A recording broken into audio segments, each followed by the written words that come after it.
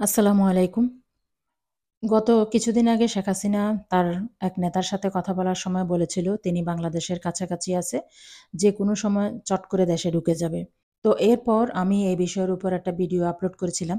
সেখানে আমি বলেছিলাম যে এই মহিলা জীবনে কখনো সত্যি বলেছে কিনা আমার সন্দেহ আছে। তো দেখুন, আমার কথাই ঠিক হলো। এখানে আমি বলেছিলাম যে এই মহিলা যদি সত্যিই বাংলাদেশের কাছাকাছি থাকতো, তাহলে এই কথাটা সে এতদিন পেটের মধ্যে নিয়ে বসে থাকতো না।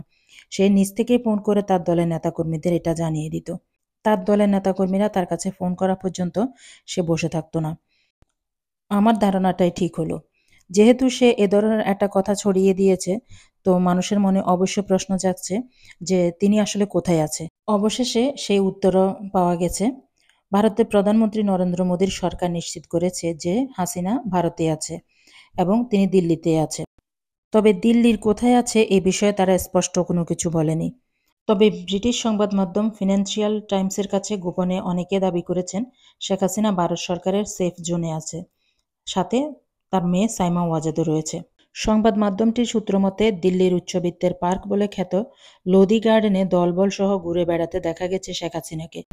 এখানে দলবল বলতে কি বোঝানো হয়েছে সংবাদ মাধ্যমটি তা প্রকাশ করেনি। তবে ভারতের মোদী সরকার শেখ হাসিনার অবস্থান সম্পর্কে কঠোর গোপনীয়তা পালন করছে, যার জন্য এখন পর্যন্ত সে দেশের কোনো সংবাদ মাধ্যমের পক্ষে তার সাথে সাক্ষাৎ করা সম্ভব হয়নি। এরই মধ্যে তার বিরুদ্ধে গণহত্যা ও অন্যান্য অভিযোগে দায়ের হওয়া মামলা প্রায় ১৫০ পার হয়ে গেছে বলে জানা গেছে। অন্যদিকে ভারত ও বাংলাদেশের মধ্যে বন্দি বিনিময় চুক্তি রয়েছে। এই চুক্তি হাসিনা সরকারই ২০১৩ সালে স্বাক্ষর করেছিল।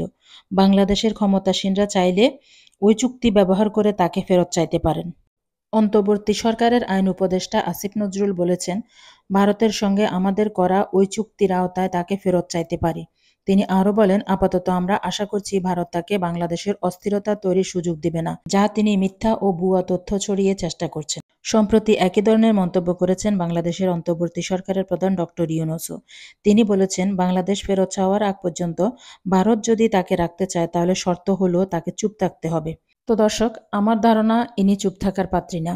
ইনি কয়েকদিন পর পরে এক একটা চাপাবাজি করবে, দেশের ভিতরে উচ্ছৃঙ্খলতা বিশৃঙ্খলতা চালানোর চেষ্টা করবে, তার দলের নেতাকর্মীদের উস্কে দিবে।